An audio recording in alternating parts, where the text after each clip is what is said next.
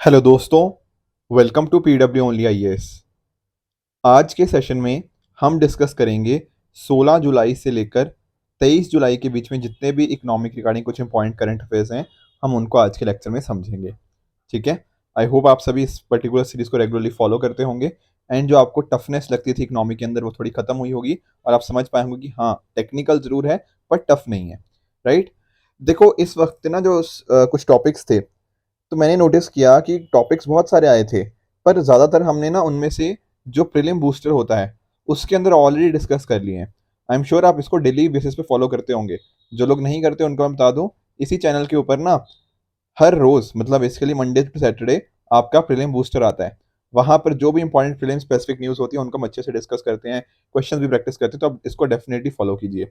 जैसे मैं आपको बताऊं ना कि जैसे मल्टी डायमेंशनल पॉवर्टी इंडेक्स हो गया, एक्सपोर्ट प्रिपेयरनेस इंडेक्स हो गया, ये सारे इस हफ्ते न्यूज़ में थे, पर ये ऑलरेडी हम कवर कर चुके हैं, तो इनको यहाँ पर इकोनॉमी दिस वीक के अंदर कवर करने का पॉइंट नहीं है। राइट। तो जो बाकी बचे हुए मुद्दे हैं उनको जरा डिस्कस कर लेते हैं। जैसे एक मुद्दा हमें डिस्कस करना है कि इंडिया के द्वारा जो non basmati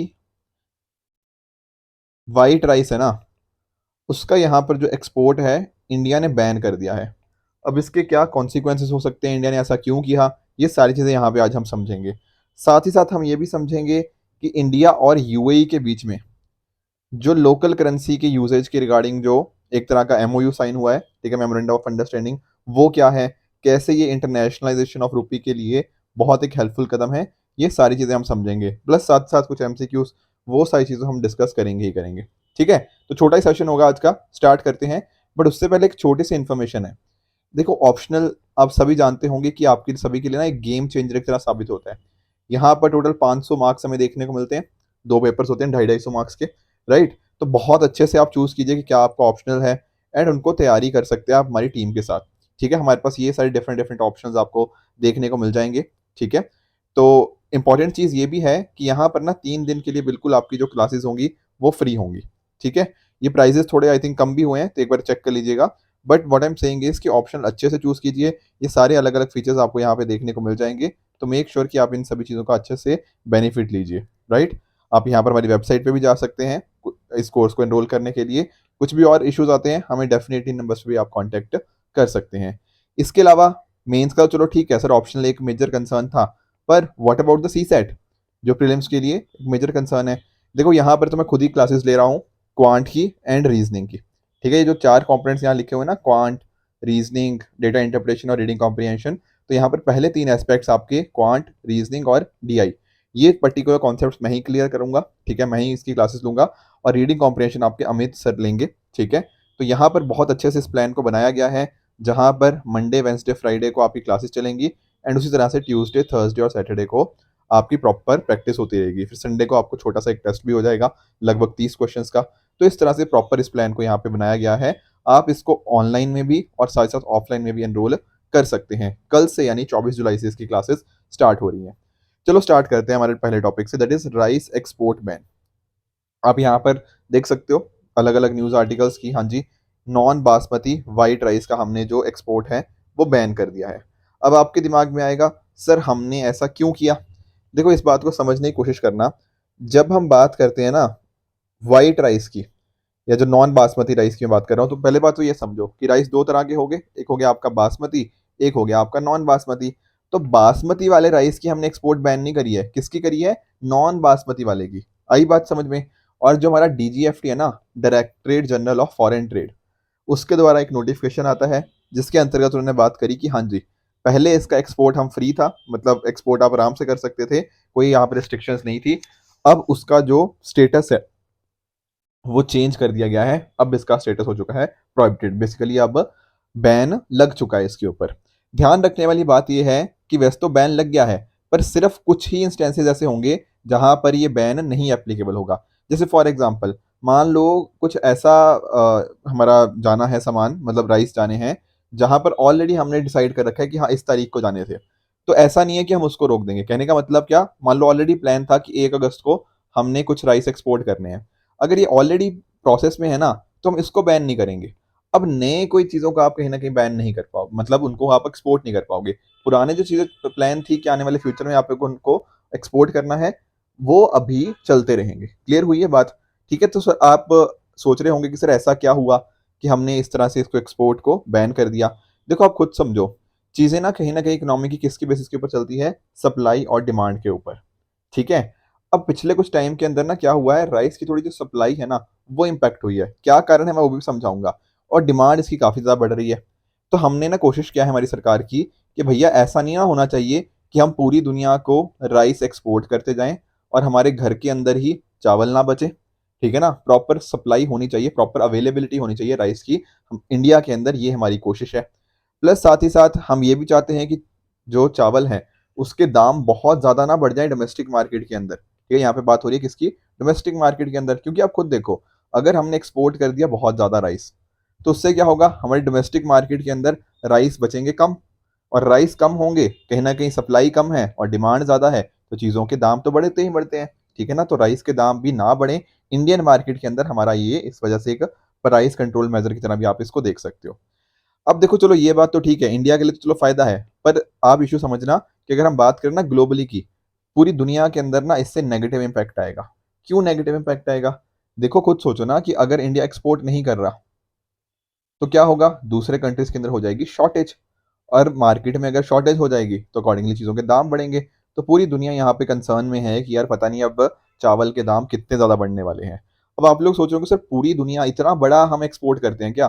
the answer is yes. ये थोड़ा मैं आपके लिए डेटा लेकर आया हूँ, ठीक है, या पहले उससे आप ये डेटा देखिए। यहाँ पर 2023 की ही बात हो रही है।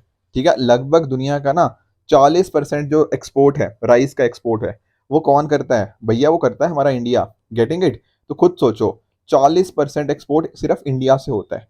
अगर ये खत्म हो जाएगा तो कहीं ना कहीं दुनिया में अलग अलग कंट्रीज में तो कंसर्न आएगा ना आएगा कि कहाँ से हम चावल खाएंगे, है कि नहीं? तो इंडिया क्योंकि इतना मेजर एक्सपोर्टर है ना राइस का, इस वजह से ये एक इशू पूरी दुनिया में बन चुका है। यहाँ पर आपके लिए मैंने कुछ नंबर्स भी डाले हुए हैं। ठीक है, आप यहाँ पर आप देख सकते हो, 2022-23 के अंदर हमने 177 लाख टन इतना हमने यहाँ पर एक्सपोर्ट किया था नॉन बासमती राइस। ठीक है ना, अगर साथ में बासमती राइस को भी बना लो तो ये 210 लाख टन के आसपास बन जाता है, यानी कि 21 मिलियन से भी ज़्यादा नंबर ये बन जाता है। देखो वैसे तो अगर आप बात करें कि इंडिया के पास सर क्या सफिशिएंट चावल नहीं है, नहीं ऐसी बात नहीं है तो है। हमारे पास अच्छे खासे चावल हैं अभी भी। अगर आप नोटिस करोगे कि नॉर्म होता है कि 411 टोटल होना चाहिए हमारे पास व्हीट और राइस को मिला के, तो वो तो अच्छा खासा है, हमारा उससे ज़्यादा ही है, काफ़ी ज़्यादा। पर फिर भी हमारी कोशिश है कि हाँ, फ्यूचर में कुछ आ सकता है, कुछ इश्यूज आ सकते हैं, तो हम उसको बना के रखें, प्रॉपर मेंटेन करके रखें। और पिछले 3 सालों में अगर आप नोटिस करोगे ना, तो आप नोटिस करोगे जो नॉन बासमती राइस का एक्सपोर्ट है वो बहुत ज़्यादा तेज़ी से बढ़ा हुआ है। तो ये भी एक हमें इसको भी देखना था कि हाँ यार ऐसा एक्सपोर्ट भी इतना ज़्यादा ना कर दें कि कहीं ना कहीं उसके लिए डोमेस्टिक मार्केट ही नेगेटिवली इम्पैक्ट हो, तो वो भी यहाँ पे देखने को मिलता है। अब आप लोग सोच रहे होंगे सर क्या हो गया ऐसा चावल को कि मतलब पूरी दुनिया के अंदर डिमांड है कि नहीं? देखो आप इस बात को समझना कि सप्लाई डिमांड की जो मैं बात कर रहा था, तो सप्लाई कम होने के पीछे भी कुछ कारण है। जैसे फॉर एग्जांपल एक बात होगी एल नीनो की। अब आप सभी ने ज्योग्राफी के अंदर एल नीनो को पढ़ा है, ठीक है ना, पूरा मैकेनिज्म आपको पता होगा कि हाँ यार कि कैसे ये जो ऑस्ट्रेलिया हो गया और साथ साथ जो पेरू हो गया, उसके बीच में किस तरह से मतलब चीज़ें इम्पैक्ट होती हैं। ठीक है, ध्यान क्या रखना है, एल नीनो के अंदर क्या होता है, ऑस्ट्रेलिया में बारिश नहीं होती और साथ साथ इंडिया में भी बारिश नहीं होती, मतलब बारिश कम हो जाती है, मानसून का इम्पैक्ट कम हो जाता है। तो अगर आप खुद सोचो, एल नीनो के इम्पैक्ट की वजह से अगर मान लो बारिश कम होती है, तो क्या होगा, कहीं ना कहीं उससे क्या नेगेटिव इम्पैक्ट आएगा चावल के ऊपर, क्योंकि चावल को तो अच्छा खासा सर पानी चाहिए। ठीक है ना, चावल तो बहुत ही वाटर इंटेंसिव क्रॉप है, तो ये एक चीज हो गया। बाकी देखो कुछ बाकी चीजें भी चल रही है, जैसे फॉर एग्जांपल आपका रशिया यूक्रेन क्राइसिस देखो चल ही रहा है। आपका जैसे यूक्रेन होता था वो भी एक अच्छा खासा प्रोड्यूसर था। अब कहीं ना कहीं यूक्रेन में वॉर चल रही है, ठीक है ना, रशिया यूक्रेन क्राइसिस चल रहा है, उसके साथ प्रोडक्शन राइस की इम्पैक्ट हुई है। साथ में अगर आप नोटिस करो, कोविड-19 पेंडेमिक का भी इम्पैक्ट थोड़ा देखने को मिला ही है, तो कहीं ना कहीं प्रोडक्शन लेवल्स के ऊपर नेगेटिव इम्पैक्ट आया है। बाकी अगर आप नोटिस करोगे ना, ये दो आखिरी रीजन समझना, uneven distribution of rainfall and heavy rainfall in few parts. जैसे फॉर एग्जांपल अभी आपने अराउंड आई थिंक 10 दिन भी नहीं हुए शायद ना, जैसे दिल्ली के अंदर हमने देखा कि फ्लड लाइक सिचुएशन हो गई थी। ठीक है, दिल्ली छोड़ो, आपके जो पंजाब हो गया, हरियाणा हो गया, हिमाचल हो गया, यहाँ पर भी आपकी अच्छी खासी बारिश, मतलब बारिश भी थी और काफ़ी फ्लड लाइक सिचुएशन देखने को मिली। अब मैंने ये बोला कि राइस को पानी चाहिए, बट ऐसा थोड़ी है कि इतना सारा पानी चाहिए कि भैया फ्लड ही आ जाए, है कि नहीं? तो पंजाब हो गया आपका, हरियाणा हो गया, यहाँ पर ना हमारी जो क्रॉप्स थी, चावल की क्रॉप थी, उसको बहुत डैमेज हो चुका है इतनी ज़्यादा बारिश या इतना ज़्यादा जो पानी आने की वजह से। अब क्या हो रहा है, अब फार्मर्स को दोबारा ग्रो करने की कोशिश कर रहे हैं। तो इस वजह से बहुत ज़्यादा बारिश की वजह से राइस के ऊपर नेगेटिव इम्पैक्ट आया है। साथ ही साथ अगर आप नोटिस करोगे ना, तो काफ़ी जगह के ऊपर जो रेनफॉल है ना, काफ़ी उसका डिस्ट्रीब्यूशन अनइवन हो चुका है। कहने का मतलब क्या, कभी बारिश होती ही नहीं कुछ महीने बहुत ज़्यादा बारिश हो जाती है। तो इंडिया के अलग-अलग पार्ट्स के अंदर भी ना इस वजह से प्रोडक्शन को भी थोड़ा हिट हुआ है। Getting it? तो इस वजह से अगर आप नोटिस करोगे ना, तो ये सारी चीज़ें कहीं न कहीं कारण बनती हैं कि इंडिया ने राइस के एक्सपोर्ट को बैन कर दिया है। कहीं न कहीं हम चाहते हैं जो सप्लाई और डिमांड है, उसके बीच का जो मिसमैच है ना, वो इंडिया के अंदर नेगेटिवली इम्पैक्ट ना करे। अदरवाइज़ होगा क्या कि इंडिया के अंदर प्राइसेज़ बढ़ जाएँगे एंड फिर आप बाकी सारा प्रोसेस जानते हो। ठीक है ना? तो ये चीज़ हम बचाने की कोशिश कर रहे हैं। इसके साथ में ना हमें एक और चीज़ समझनी है, that is OMSS, open market sales scheme. देखो ये भी थोड़ा ना इसी के साथ लिंक्ड है, ऑल्दो मैं इसको थोड़ा और भी समझा देता हूँ। जैसे फॉर एग्ज़ाम्पल आप जानते हो एफसीआई के बारे में, food corporation of India. Food corporation of India के पास आप जानते हो कि व्हीट हो गया, राइस हो गया, इसका सरप्लस स्टॉक होता है। ठीक है ना? तो एफसीआई पता क्या करती है? ये जो सरप्लस स्टॉक पड़ा हुआ है, ये ओपन मार्केट सेल्स स्कीम ओएमएसएस के माध्यम से क्या करती है? ये बेचती है इस एक्स्ट्रा जो सरप्लस स्टॉक होता है। ठीक है? प्राइसेज़ ये बता देगी कि प्री डिटरमाइंड प्राइसेज़ होंगे, उनका ई ऑक्शन होगा। उस ई ऑक्शन के माध्यम से ना ये जो एक्स्ट्रा हमारे पास चावल पड़े हुए हैं, जो सरप्लस पड़ा हुआ है, उसको यहाँ पर बेचा जाता है। अब सर किसको बेचा जाता है ये ई ऑक्शन के अंदर, कौन पार्टिसिपेट करते हैं? देखो इसके अंदर ना आपके जो पार्टिसिपेंट्स होते हैं वो अलग-अलग हो सकते हैं। अलग-अलग जैसे कि आपका मान लो जो आपके फ्लोर मिल वाले हो गए, आटा चक्की वाले हो गए, जो बड़े-बड़े आटा चक्की वाले, ठीक है? नॉर्मल वाले नहीं, आपके प्राइवेट ट्रेडर्स हो सकते हैं। आपके जो बहुत बड़े बायर्स हैं, बल्क बायर्स वो हो सकते हैं। कोई मैन्युफैक्चरर हो सकता है कि व्हीट प्रोडक्ट्स कोई मैन्युफैक्चर करता हो। साथ में ही आपकी जो स्टेट गवर्नमेंट्स होती हैं, वो भी यहाँ पर पार्टिसिपेंट हो सकती हैं। आई बात समझ में? स्टेट गवर्नमेंट हो गया, आपके यूटी गवर्नमेंट हो गया, जो यूटी एडमिनिस्ट्रेशन हो गया वो। अब पता क्या हुआ था रिसेंटली, ये न्यूज़ में क्यों था? रिसेंटली न्यूज़ में इसलिए था क्योंकि हमारी जो गवर्नमेंट है उसने क्या किया था, आपके जो स्टेट गवर्नमेंट हो गया और साथ ही साथ जो यूटीज़ हो गया, इनको बोला था कि नहीं, आप इस ओपन मार्केट सेल स्कीम के अंतर्गत नहीं खरीद पाओगे। ठीक है ना? थोड़े टाइम के लिए इनकी जो सेल थी ना व्हीट और राइस की, ये हमारी स्टेट गवर्नमेंट और की जो यूनियन टेरिटरी की जो एडमिनिस्ट्रेशन है, उसको यहाँ पर बेचने से मना कर दिया गया था कि नहीं एफसीआई आप इनको यहाँ पे नहीं बेचोगे, ई ऑक्शन के अंदर ये लोग पार्टिसिपेट नहीं कर सकते। अब आपके दिमाग में आ रहा होगा सर ऐसा हमने क्यों मना कर दिया कि इनको नहीं हमने पार्टिसिपेट करना? क्योंकि देखो एक्चुअल में हम क्या चाहते थे, हमारी ऐसा सेंट्रल गवर्नमेंट का ये मानना था कि हम चाहते हैं कि फूड ग्रेन्स की ना प्रॉपर सप्लाई रहे, और प्रॉपर सप्लाई रहेगी कहीं न कहीं उससे जो इन्फ्लेशन होता है, जो महँगाई होती है, उसको हम मैनेज कर पाएँगे। ये कोशिश थी। ठीक है ना? तो इस वजह से ओपन मार्केट सेल स्कीम को यहाँ पे यूटीज़ और स्टेट गवर्नमेंट को रोका गया था। ऑल्दो देखो जो अगर हम पॉलिटिक्स की बात करें, तो काफ़ी सारे लोग ये भी बोलते हैं कि दरअसल में ना कर्नाटका जो गवर्नमेंट है, जहाँ पर अभी रिसेंटली कौन आया है, आपकी जो कांग्रेस की सरकार आई है ना, तो उनका प्रॉमिस था कि वहाँ के जो लोगों को फ्री में कुछ मतलब चावल आई थिंक बाँटने की बात कर रहे थे। तो कहीं न कहीं स्टेट गवर्नमेंट को एक्सक्लूड किया सेंट्रल गवर्नमेंट ने, तो कोशिश है कि कर्नाटका गवर्नमेंट का जो प्रॉमिस था, जो कांग्रेस की सरकार का प्रॉमिस था, वो प्रॉमिस फुलफिल ना कर पाए, ऐसा सेंट्रल गवर्नमेंट की कोशिश है। देखो ये पॉलिटिकल मुद्दा भी हो सकता है, ठीक है? मैंने सेंट्रल गवर्नमेंट का भी तर्क आपको बता दिया और वहाँ की जो स्टेट गवर्नमेंट का तर्क है, वो भी मैंने आपको समझा दिया। अब आप डिसाइड करो कि कौन सही है, सेंट्रल गवर्नमेंट सही है या स्टेट गवर्नमेंट ठीक है, ठीक है? तो आई होप आप समझ पाए होंगे कि आखिर ओपन मार्केट सेल स्कीम क्या है एंड साथ ही साथ जो हमने राइस का, नॉन बासमती राइस का एक्सपोर्ट बंद किया है, उसका मीनिंग क्या है। चलते हैं हमारे दूसरे मुद्दे की तरफ, that is local currency India and UAE. इसको समझते हैं कि आखिर सर ये मुद्दा क्या है। देखो यहाँ पर आप देख सकते हो, India seeks more trade deals in local currency. Emirates की बात हो रही है यहाँ पे, इंडिया और यूएई ने जो पैक्ट साइन किया है उसकी बात हो रही है।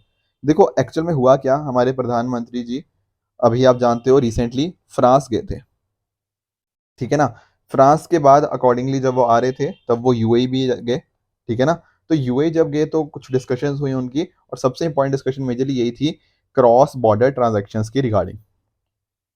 अब ये क्या है? देखो इन्होंने बात करी एक लोकल करेंसी सेटलमेंट सिस्टम की।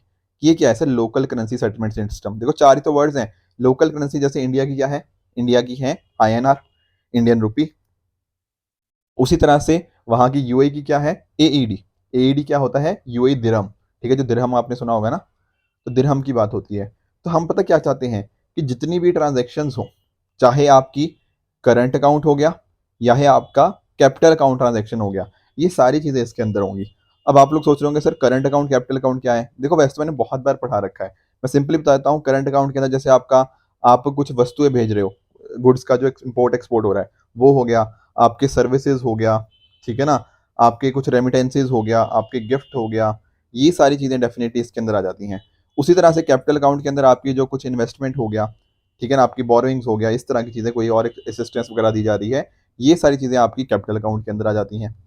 तो ये सारी की सारी जो ट्रांज़ैक्शंस हैं, हम क्या इंश्योर करना चाहते हैं कि वहाँ पर हमारे पास एक लोकल करेंसी सेटलमेंट सिस्टम भी हो, जहाँ पर आपको ये ज़रूरी ना हो कि आप डॉलर के माध्यम से ये सारी चीज़ें करो। नहीं, आप चाहो तो आप लोकल करेंसीज़ इंडियन रूपी और जो दिरहम है, उसके अंदर भी ये चीज़ें ट्रांज़ैक्शन कर पाओ, तो ये यहाँ पर कोशिश है। आई बात समझ में? इसके लिए हमने एमओयू साइन कर लिया, मेमोरेंडम ऑफ अंडरस्टैंडिंग साइन हुआ है और इससे क्या होगा फॉरेन एक्सचेंज मार्केट भी बनेगी। क्योंकि आप नोटिस करो पहले हमें क्या करना पड़ता था, मान लो एक कोई पर्सन है, इसने इंडिया का पर्सन है ये भेजना चाहता है कोई वस्तुएं, मान लो यूएई भेजना चाहता है, तो अकॉर्डिंगली क्या होगा, बीच में ट्रांजैक्शन कॉस्ट आती थी क्योंकि इसको जो पैसे हैं अपने या जो कुछ भी चीज़ें हैं आप मान लो इसको जो हो गया, इसने पैसे भेजने हैं उधर से क्योंकि वस्तु तो इधर से तो जा रही है, तो अकॉर्डिंगली जो दिरहम होगा पहले उसको डॉलर में कन्वर्ट करवाएगा, फिर ये डॉलर पहुंचेगा इंडिया वाले बंदे के पास, वो फिर डॉलर को अकॉर्डिंगली कन्वर्ट करेगा रुपये के अंदर। तो इस तरह से ना ये सारी चीज़ों के अंदर अच्छी खासी आपकी ट्रांजैक्शन कॉस्ट लग जाती थी, आपका जो सेटलमेंट टाइम था कई बार वो भी बढ़ जाता था। तो हमारी यहाँ पे पता क्या कोशिश है, इसके माध्यम से कि हम डायरेक्टली लोकल करेंसीज के अंदर डील करेंगे, तो हमारी डॉलर के ऊपर जो डिपेंडेंस है ना, कहीं न कहीं वो कम हो जाएगी, ठीक है ना? ट्रांज़ैक्शन कॉस्ट कम हो जाएगा, तो दोनों उनको फ़ायदा भी है। साथ ही साथ कम टाइम के अंदर आपकी जो चीज़ें हैं वो सेटल हो जाएँगी। Plus at the same time आप जानते हो कि इंडिया के काफ़ी ज़्यादा लोग ना यूएई में रहते हैं, तो वो स कुछ अपना जो पैसा होगा वो अपने घर भी भेजते होंगे, ठीक है ना? तो इसके साथ-साथ क्या होता है, आपके रेमिटेंसेस बढ़ते हैं। साथ में ही आपकी इन्वेस्टमेंट बढ़ेगी, ठीक है ना? आप खुद नोटिस करो कि अगर आपको इन्वेस्टमेंट जो है, उनकी लोकल करेंसी के अंदर ही आ जाए, तो उनके लिए भी आसानी होती है ना? तो इस तरह से इन्वेस्टमेंट भी बढ़ती रहेगी। साथ ही साथ दोनों देशों के अंदर जो उनके जो आपसी संबंध हैं, वो भी बेहतर हो पाएँगे एंड कहीं न कहीं जो हमारी कोशिश है, रुपये को इंटरनेशनलाइज़ करने की, उसके अंदर भी ये एक इम्पोर्टेंट कदम हो सकता है। साथ में ना ऐसी भी बातें करी जा रही हैं कि चलो ये सारे फ़ायदे तो है ही हैं, प्लस इंडिया साथ ही साथ ना आप जानते होंगे कि क्रूड ऑयल मंगाता है। क्रूड ऑयल हो गया और भी बाकी चीज़ें हम यूएई से मंगाते हैं। ऑल्दो बहुत ज़्यादा नहीं है कि ऐसा नहीं है कि टॉप मोस्ट हमारे यहाँ पे इंपोर्टर हैं, बट यूएई इंडिया का क्या है, चौथा सबसे बड़ा सप्लायर है क्रूड ऑयल का, ठीक है ना? और इसके साथ अगर हम ऐसा करेंगे तो डेफ़िनेटली जो हमारा ट्रेड पूरा डॉलर्स के अंदर होता था, कहीं न कहीं हम उसको रुपीज़ के अंदर हम यहाँ पे कर पाएँगे, तो वो भी चीज़ हो पाएगी। तो डॉलर की डिमांड को हम कहीं न कहीं मैनेज कर पाएँगे, राइट? और अगर मान लो डॉलर के अंदर कुछ तरह के कुछ भी ग्लोबल शॉक्स आते हैं, तो उसका नेगेटिव इम्पैक्ट हमारे ऊपर नहीं आएगा। तो इसके लिए भी मैकेनिज़्म डेवलप किए जा रहे हैं कि कैसे हम अपने एक्सपोर्टर्स को प्रोटेक्ट कर सकते हैं, कि ये जो फ्लक्चुएशंस होते हैं ना करेंसीज़ के अंदर, ये बहुत ज़्यादा फ्लक्चुएशंस ना हो और उसका नेगेटिव इम्पैक्ट हमारे जो एक्सपोर्टर्स हो गया, इनके ऊपर ना आए, ये पूरी की पूरी यहाँ पे कोशिश की जा रही है। तो ये था मुद्दा local currency India and UAE का। तो ध्यान रखना किसके बारे में? लोकल करेंसी सेटलमेंट सिस्टम के बारे में। ये काफ़ी इम्पोर्टेंट आप सबके लिए बन जाता है। कुछ क्वेश्चंस प्रैक्टिस कर लेते हैं। जैसे मैंने लास्ट टाइम आपको ये क्वेश्चन दिया था। क्वेश्चन क्या है? In case of all cereals, pulses and oilseeds, procurement at MSP is unlimited in any state और यूटी ऑफ इंडिया। बिल्कुल ही गलत स्टेटमेंट है। ठीक है, क्या आपको लगता है ऑयल सीड्स हो गया, पल्सेस हो गया, इनकी प्रोक्योरमेंट अनलिमिटेड होती है और वो भी किसी भी स्टेट के अंदर? बिल्कुल ही गलत बात है, ठीक है ना? तो ये आपकी स्टेटमेंट सही नहीं है, आपकी स्टेटमेंट बिल्कुल गलत हो जाएगी। दूसरी बात ये कह रहा है कि एमएसपी इस तरह से फिक्स किया जाता है कि जहाँ तक आपका मार्केट प्राइस राइज़ ना करे। देखो ये बात भी बिल्कुल गलत है। एमएसपी तो आप जानते होंगे कि जब किसी चीज़ को आपने सोइंग सीज़न होता है, उससे पहले ही, ठीक है? उससे पहले ही आपको बता दिया जाता है कि हाँ, इस पर्टिकुलर फसल का इतना एमएसपी होगा। उसके लिए अलग-अलग तरीके होते हैं, आप जानते हो कि उनकी लेबर कितनी लग रही है, उनकी एक्चुअल कॉस्ट कितनी है, वो सारी चीज़ें देखी जाती हैं, फिर एमएसपी फिक्स किया जाता है। On the other hand market price क्या होता है? मार्केट प्राइस तो आपका सप्लाई और डिमांड के ऊपर निर्भर होता है। जैसे अब आप खुद नोटिस करो, टमाटर का मा मा मान जैसे टमाटर का एग्ज़ाम्पल लेते हैं। अब टमाटर का मार्केट प्राइस मैं और आप थोड़ी तय कर पा रहे हैं, ठीक है ना? अब ₹150 ₹200 किलो इस तरह से चल रहा था, उससे भी ज़्यादा इनफैक्ट। तो क्या ये इस तरह से हम इंश्योर कर पाएँगे कि मार्केट प्राइस एमएसपी से तक कभी राइज़ ना करे? बिल्कुल ही ये बात भी गलत है। तो दोनों के दोनों स्टेटमेंट आपके यहाँ पे गलत हो जाएँगे। Option D, neither one nor two is the answer. Next question देख लेते हैं ग्रीन वॉशिंग के बारे में। देखो ग्रीन वॉशिंग का ना बहुत ही सिंपल सा मतलब है। जैसे हम बोलते हैं ना ब्रेन वॉश करना, उसी तरह से एक होता है ग्रीन वॉश करना। कहने का मतलब क्या? कहने का मतलब बहुत सिंपल है। मान लो एक कंपनी है, अब कंपनी को पता है, इसको पता है कि यार लोगों को ना आजकल के टाइम इन्वायरमेंट का ध्यान रखना बड़ा पसंद है। तो आप भी देखते होंगे कई लोगों को कि उनको होता है कि नहीं यार, मैं अपनी अपनी एक्टिविटीज़ को इस तरह से मैनेज करूं कि उसका नेगेटिव इम्पैक्ट ना हमारे इन्वायरमेंट के ऊपर ना हो। जैसे मान लो मैं एक कंपनी का एग्जांपल देता हूँ, जैसे वॉक्सवैगन का आप जानते होंगे, ठीक है ना। इनको पता था कि हाँ यार, हम क्या कर सकते हैं, लोगों को बता सकते हैं कि हमारी गाड़ियाँ बहुत अच्छी हैं, इससे जो इन्वायरमेंट पोल्यूशन होता है बहुत कम होता है। अब इस चक्कर में लोग पता क्या करेंगे, लोग इनकी गाड़ियाँ खरीदेंगे भी कि यार अच्छा, ये तो कंपनी बहुत बढ़िया है, कहीं ना कहीं इन्वायरमेंट का ध्यान रखती है। पर बाद में पता लगा, बाद में पता लगा कि इनसे तो बल्कि जो इनके इंजन से एमिशन कम नहीं होता, बल्कि ज़्यादा होता है, उसका इन्वायरमेंट के ऊपर नेगेटिव इम्पैक्ट होता है। तो यहाँ पर सिंपली पता क्या किया, इस कंपनी ने आपको ग्रीन वॉश किया। आपको बताया हम ग्रीन है, ग्रीन मतलब इन्वायरमेंट फ्रेंडली है, इसलिए हमारी गाड़ियाँ खरीदो। इस तरह से बहुत सारी कंपनीज होती हैं, ठीक है। कई बार कुछ कंपनीज होती हैं, वो कहती हैं कि हम प्लास्टिक को बैन कर रहे रखा है हमारी कंपनी के अंदर, तो कुछ लोग अट्रैक्ट हो जाते हैं कि यार हाँ, ये कंपनी से खरीदते हैं क्योंकि ये तो इन्वायरमेंट के लिए अच्छी है। पर एक्चुअल में वो कह रही है, हो सकता है ज़्यादा ही इन्वायरमेंट को पोल्यूट कर रही हो, और आपको बस एक तरह से फॉल्स इंप्रेशन यहाँ पे क्रिएट किया जाता है। तो इसका सही आंसर क्या हो जाएगा, option A is the correct answer. देखो लास्ट वीक मैंने आपको ये होमवर्क दिया था कि नीति आयोग और अर्स्ट वाइल जो प्लानिंग कमीशन होता था उनके बीच में क्या क्या प्रिंसिपल थे और कैसे वो डिफरेंट थे। पर मुझे काफ़ी डिसअपॉइंटमेंट मिली कि आप में से बहुत ही कम लोगों ने कमेंट्स के अंदर कुछ आंसर लिखा है। 3-4 लोगों को छोड़ के ना, बाकी ज़्यादा किसी का आंसर आया नहीं। देखो मुझे पता है कि ऐसे ना पूरा आंसर तो नहीं लिख पाओगे आप, बट कुछ पॉइंटर्स, कुछ की पॉइंट्स तो डेफिनेटली आप दे सकते हो ना। तो एक्चुअल में पता क्या होता है, ये एक्चुअली इकोनॉमी दिस वीक मेरा रन करने का पॉइंट यही था कि कहीं न कहीं आपके साथ मैं थोड़ा इंटरेक्ट भी कर पाऊँ, आप भी अपने इनपुट्स दो, तभी कहीं न कहीं हम इस सेशन को और फ्रूटफुल बना सकते हैं। ठीक है ना? तो आज मैं इसका आंसर नहीं डिस्कस कर रहा, मैं इसका आंसर आपके साथ अगले हफ्ते डिस्कस करूँगा। बट मैं चाहता हूँ कि आप भी अपने कुछ पॉइंट्स दो, कुछ सोचो। अदरवाइज़ अगर आप सिंपली इसको देखते रहोगे ना कि हाँ यार, इससे ये पॉइंट्स बता दिए, तो कभी भी आप आंसर राइटिंग आपके लिए सीखना बहुत मुश्किल हो जाएगा। ठीक है ना? तो अपने एंड पे ब्रेनस्टॉर्मिंग किया करो, मुझे बताया करो, फिर अकॉर्डिंगली हम उसके ऊपर डिस्कशन कर लिया करेंगे। ठीक है? तो आपका होमवर्क आज यही रहेगा अगले हफ्ते के लिए। सिमिलरली ये एक होमवर्क दे रहा हूँ, यूपीएससी 2019 का क्वेश्चन है, इसका मुझे आप नीचे कमेंट्स में आंसर बता देना। एंड उसी तरह से ये भी एक एग्रीकल्चर के साथ ही लिंक मुद्दा है, इसका भी मुझे आप नीचे कमेंट्स में आंसर बता सकते हो। ठीक है फ्रेंड्स, तो ये था आज का डिस्कशन। आई होप आपको जो हमारी कोशिश है, इकोनॉमी आपको टफ बिल्कुल नहीं लग रही होगी, टेक्निकल है, पर इसको हम धीरे धीरे करके समझते जा रहे हैं। एंड साथ साथ आपको आज का सेशन भी बहुत अच्छा समझ ही आया होगा। ठीक है फ्रेंड्स, तो ये था आज का सेशन। इसी तरह से आप भी अपने एंड पे हार्ड वर्क करते रहिए। Goodbye and good luck.